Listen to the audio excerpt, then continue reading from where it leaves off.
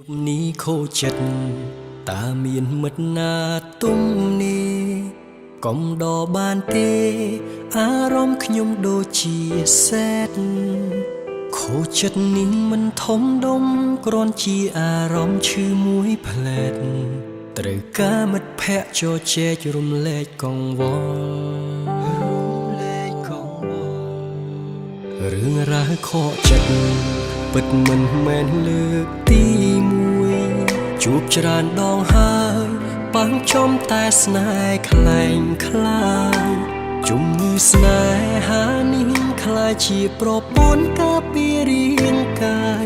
សូមហើយនៅក្នុងជីវិតនេះសន្យាខ្លួនឯងឈប់គិតប្រជែងរឿងស្នេហ៍ទុកបេះដូងឲ្យនៅទំនេរ